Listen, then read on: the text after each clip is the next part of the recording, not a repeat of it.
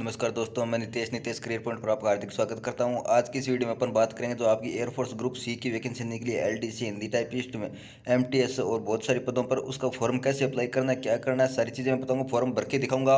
अगर आप इस तरीके से फॉर्म भरते हो तो आपका एडमिट कार्ड है वो गारंटी से आएगा। आपका एडमिट कार्ड कोई भी नहीं रोक सकता, क्योंकि इसमें सिर्फ फॉर्म देखा जाता है कि आपने फॉर्म कैसे ठीक भरा या नहीं भरा, क्योंकि इसमें परसेंटेज बेस का कोई झंझट ही नहीं है। ये 2 पेज है, ये 2 पेज मैंने अपने टेलीग्राम चैनल में डाल दिए हैं, आपको प्रिंट आउट करवा लेना है। टेलीग्राम चैनल का लिंक है वो वीडियो के डिस्क्रिप्शन में है, आप ज्वाइन कर लेना। वहाँ से आप प्रिंट आउट भी निकलवा सकते हो, दोनों पेज निकलवाने हैं, ठीक है। और इंस्टाग्राम पे भी फॉलो कर सकते हो, लिंक वीडियो के डिस्क्रिप्शन में। नहीं चाहो तो कोई दिक्कत नहीं, मत फॉलो करना। और व्हाट्सअप चैनल भी ज्वाइन कर लेना। तो चलिए शुरुआत करते हैं। उम्मीद करता हूँ यहाँ पर आपको क्लियर दिख रहा होगा। जैसे कि आप लोग, आपका पहला पेज है परफॉर्मा फॉर एप्लीकेशन, तो इसमें पहली लाइन है application for the post of. तो इसके आगे आपको पोस्ट लिखनी है। आप एलडीसी के लिए अप्लाई कर रहे हो, हिंदी टाइपिस्ट के लिए अप्लाई कर रहे हो, या मेस के लिए, एमटीएस उसके लिए, ठीक है। पूरा फॉर्म आपको कैपिटल लेटर में भरना है, पहले एबीसीडी में। आगे लिखा है इन और यूनिट, इसके बीच में आपकी यूनिट है जो मैंने दिखा रखी है पहले वाली वीडियो में, उसका शॉर्ट फॉर्म लिखना। पूरा लिखोगे तो आएगा नहीं, इसमें शॉर्ट में लिखना, जो जो पहले अक्षर है वो लिखनी है आपको, ठीक है। 2 नंबर पे आप 1 नंबर पे देख पा रहे हो पोस्ट अप्लाइड फॉर, यहाँ पर भी आपको सेम ही चीज़ दिखनी है। आगे फुल फॉर्म लिख देना, जैसे एलडीसी लिख के आगे ब्रैकेट में लोअर डिवीजन है, कलर का आप यहाँ पर लिख सकते हो, ठीक है। अगला है नेम ऑफ कैंडिडेट। यहाँ पर आपका अपना पूरा नाम, जैसे किसी का नाम राजेश कुमार है तो राजेश पूरा कैपिटल में, फिर स्पेस देकर फिर कुमार लिख देना है। आगे आपका फादर्स नेम है तो फादर्स नेम में भी आपको पूरा कैपिटल लिखना है, और अपने पिताजी का जैसा नाम है डॉक्यूमेंट में आपके वैसे का वैसे लिखना है। डेट ऑफ बर्थ में जैसे किसी की डेट ऑफ बर्थ है 1/2/2000, तो 01/02/2000, ठीक है, इस टाइप से आपको लिखना है। As as on last date of prescribe, तो ये मतलब कहने का मतलब है कि जो फॉर्म की लास्ट डेट है जो आपकी 15 जून है, उस दिन तक आपकी उम्र कितनी हो जाती है। तो आपको ये, आप जाओगे गूगल पर जाकर आप एज कैलकुलेटर लिखोगे, वहाँ पर आपको एक कैलकुलेटर मिलेगा। तो आपकी रियल डीओपी और आपका जो डेट है 15 जून 2025, ये दोनों लगा देना। वहाँ पर आपको बता देंगे कि आप इस डेट तक कितने दिन, कितने साल, कितने महीने के हो। तो आपको सारी चीज़ें यहाँ पर महीना और दिन सब भर देना है, ठीक है। बात आती है फोटो की, तो फोटो आपको यहाँ पर अपनी चिपका देनी है, एकदम सही सही फोटो। उस पर डेट वगैरह लिखने की कोई जरूरत नहीं है। अगर डेट लिखी हुई है तो अच्छी बात है, नहीं लिखी हुई तो कोई बात नहीं, ज़्यादा अच्छा नहीं लिखी हुई तो, क्योंकि 3 महीने से ज़्यादा पुरानी वो एक्सेप्ट भी नहीं करेंगे। इसको आपको सेल्फ अटेस्टेड करना है। सेल्फ अटेस्ट कोई सिग्नेचर है तो आपको सिग्नेचर आधा तो पेज पर करना है ऐसे, और आधा आपकी फोटो के ऊपर होना चाहिए। आप देख पा रहे होंगे इस हिसाब से, ठीक है। तो ये आपको सेल्फ अटेस्टेड करना है। यहाँ पर एड्रेस फॉर कोरोस्पोंडेंस, आपका जो भी एड्रेस है वो आपको लिख देना है, जहाँ पर आप रहते हो, post office, state, pin code वगैरह आपका लगा देना है। फिर अगला है 7 नंबर में परमानेंट एड्रेस है, कि भाई आपका परमानेंट एड्रेस क्या है। अगर दोनों सेम है तो दोनों सेम लिख देना, कोई बात नहीं। डिस्ट्रिक्ट, स्टेट, पिन कोड वगैरह जो भी आपका सारा का सारा लिख देना।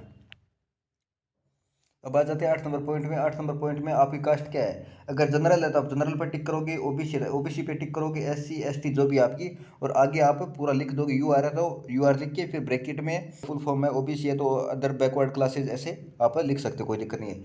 एजुकेशन क्वालिफिकेशन, साथ में आपको कास्ट सर्टिफिकेट भी अटैच करना है, तो वो आप देख लेना, इसकी फोटोकॉपी लगा देनी है। कोई भी ओरिजिनल डॉक्यूमेंट मत लगाना, सिर्फ फोटो लगानी है, ठीक, फोटोकॉपी लगानी है।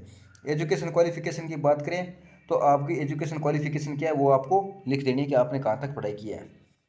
ये तो अगर आप एलडीसी हिंदी टाइपिस्ट के लिए करते हो तो आप 12th है, और बाकी अगर है तो आपकी 10th बेस है। और उसके अलावा आपने अगर कोई डिग्री वगैरह भी कर रखी है तो वो आपको एक्सपीरियंस वगैरह यहाँ पर लिख देना पूरा का पूरा कैपिटल में, ठीक है। और शॉर्ट फॉर्म भी उसकी लिख देनी।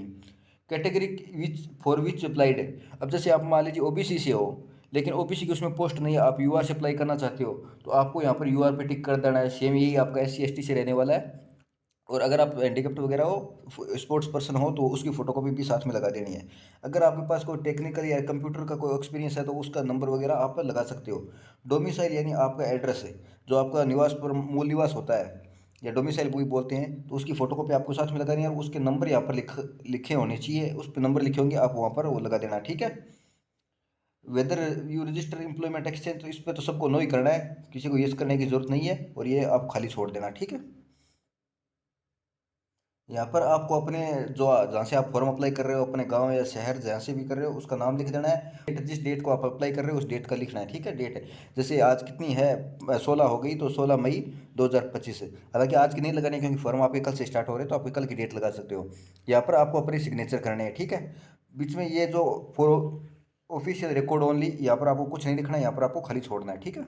ये आपका 2 नंबर पेज है, तो यहाँ पर आपको सेम वही चीज़ लिखनी है, पोस्ट ऑफ एलटीसी वगैरह आप जो भी लिखते हो उस हिसाब से आपको लिख देनी है, एलटीसी है या एमटीएस आपकी जो भी, ठीक है।